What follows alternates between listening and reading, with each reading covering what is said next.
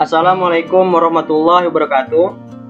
Bertemu kembali dalam pelajaran pendidikan Pancasila dan Kewarganegaraan kelas 11 di bab 5, yakni mewaspadai ancaman terhadap Negara Kesatuan Republik Indonesia.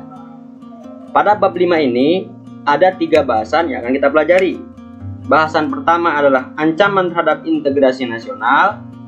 Yang kedua adalah strategi mengatasi berbagai ancaman terhadap bidang ideologi, politik, ekonomi, sosial budaya, serta pertahanan dan keamanan dalam membangun integrasi nasional. Dan yang ketiga adalah ketahanan nasional. Pada pertemuan kali ini, yang akan kita bahas adalah ancaman terhadap integrasi nasional, di mana dalam bahasan ancaman terhadap integrasi nasional ada 6 materi yang akan kita pelajari.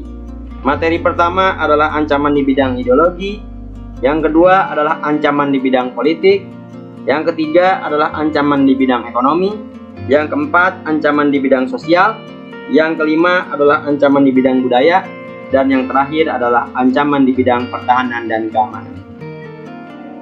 Untuk kali ini kita akan membahas 2 ancaman saja, yaitu ancaman di bidang ideologi dan ancaman di bidang politik. Ancaman di bidang yang lain kita akan pelajari di pertemuan selanjutnya. Ancaman terhadap integrasi nasional. Ancaman memiliki berbagai bentuk, tujuan, dan cara melakukannya sehingga dapat dikatakan bahwa ancaman bersifat majemuk. Menurut Undang-Undang Republik Indonesia Nomor 17 Tahun 2011 tentang Intelijen Negara, ancaman adalah setiap upaya, pekerjaan, kegiatan, dan tindakan baik dari dalam negeri maupun luar negeri yang dinilai dan atau dibuktikan dapat membahayakan keselamatan bangsa, keamanan, kedaulatan, keutuhan wilayah Negara Kesatuan Republik Indonesia, dan kepentingan nasional di berbagai aspek. Berikut contoh ancaman negara. Pertama, ancaman di bidang ideologi. Berkaitan dengan bidang ideologi, beberapa kelompok melakukan perlawanan untuk menumbangkan Pancasila dan menggantinya dengan ideologi yang diusung kelompok. Salah satu ancaman yang pernah terjadi di Indonesia adalah pemberontakan Partai Komunis Indonesia, biasa disingkat PKI. Pemberontakan pertama terjadi di Madiun, Jawa Timur, pada September 1948 yang dipimpin oleh Musso. Pemberontakan ini dapat diakhiri dengan operasi militer yang dipimpin Kolonel Gatot Subroto dan Kolonel Sungkono. Pemberontakan kedua terjadi pada tanggal 30 September 1965 yang terkenal dengan nama G30 SPKI dengan tujuan mengambil alih kekuasaan. Terjadi penculikan dan pembunuhan terhadap sejumlah perwira tinggi Angkatan Darat serta penguasaan terhadap RRI Pusat dan gedung telekomunikasi. Gerakan ini berhasil ditumpas oleh Mayor Jenderal Soeharto yang menjabat sebagai Panglima Kostrad. Selain ancaman dari PKI, Indonesia juga pernah mendapat ancaman dari Gerakan Darul Islam, Tentara Islam Indonesia (DITII), yang berasal dari gagasan Kartosuwiryo untuk membentuk negara Islam Indonesia. Gerakan ini muncul sebagai bentuk penolakan isu perjanjian Renville, yaitu TNI dan para laskar harus meninggalkan wilayah yang telah dikuasai. Kartosuwiryo dan kawan-kawannya menolak meninggalkan Jawa Barat. Selain di Jawa Barat, DITI juga berkembang di berbagai wilayah, seperti di Sulawesi Selatan yang dipimpin Kahar Mujakar, di Aceh yang dipimpin Daud Bere, dan di Kalimantan Selatan yang dipimpin Ibnu Hajar. Untuk menumpas gerakan ini, pemerintah melalui TNI melakukan operasi militer ke daerah yang menjadi pusat gerakan. Hasilnya, Kartosuwiryo ditangkap pada tanggal 4 Juni 1962 dan Ibnu Hajar ditangkap pada Juni 1963. DITI di Sulawesi Selatan berhasil ditumpas pada tanggal 3 Februari 1965 dengan terbunuhnya Kahar Mujakar. Sedangkan DITI di Aceh dapat dilumpuhkan secara bertahap. Bahasan yang kedua adalah ancaman di bidang politik. Ancaman di bidang politik berupa gerakan separatis yang dilakukan oleh beberapa kelompok masyarakat yang ingin memisahkan wilayahnya dari Negara Kesatuan Republik Indonesia. Aksi yang dilakukan dapat berupa tindakan kejahatan dan kekerasan sehingga menimbulkan gangguan terhadap tata kehidupan masyarakat. Ada beberapa gerakan separatis yang terjadi di Indonesia, salah satunya Gerakan Republik Maluku Selatan atau biasa disingkat RMS.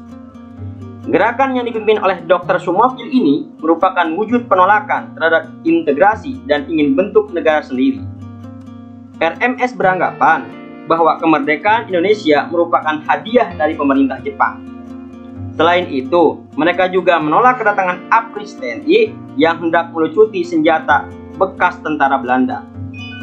Pergerakan RMS diawali dengan penangkapan rakyat Maluku yang mendukung Negara Kesatuan Republik Indonesia.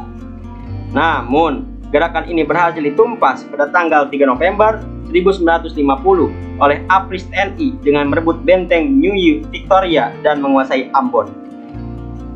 Ancaman di bidang politik lainnya dilakukan oleh gerakan separatis di Makassar yang dipimpin oleh Andi Ajis, mantan perwira KNIL yang tergabung dalam APRIS KNIL. Andi Ajis hendak mempertahankan negara Indonesia Timur (NIT) yang menjadi bagian dari Republik Indonesia Serikat (RIS). Namun, RIS hanya berlangsung selama 8 bulan pada tanggal 27 Desember 1949 sampai 17 Agustus 1950. Pasukan APRIS dengan kekuatan KNIL kerap melakukan provokasi dan konflik dengan APRIS TNI serta melakukan tindakan kekerasan. Akhirnya, tentara APRIS KNIL berhasil dikalahkan dalam pertempuran melawan APRIS TNI pada tanggal 5 Agustus 1950. Gerakan separatis lain terjadi karena ketidakharmonisan hubungan pemerintah pusat dan daerah berkaitan dengan otonomi daerah dan perimbangan keuangan, terutama di Sumatera dan Sulawesi.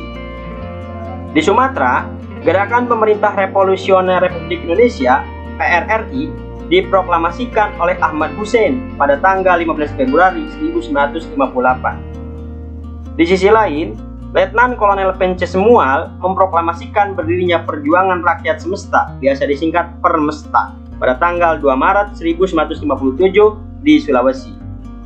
PRRI dan Permesta sempat bergabung dalam Republik Persatuan Indonesia, tetapi tidak bertahan lama. PRRI dan Permesta yang semakin menguat membuat pemerintah segera mengambil tindakan berupa operasi militer yang dipimpin oleh Letnan Kolonel Ahmad Yani di Sumatera, sedangkan di Sulawesi dipimpin oleh Letnan Kolonel Rukminto Endraningrat. Itulah materi daripada bahasan kali ini tentang ancaman di bidang politik dan ancaman di bidang ideologi. Diharapkan dari pertemuan bahasan kali ini, siswa-siswi dapat memahami bagaimana ancaman di bidang ideologi dan ancaman di bidang politik terhadap integrasi nasional. Sekian pertemuan kali ini. Adul kalam. Wassalamualaikum warahmatullahi wabarakatuh.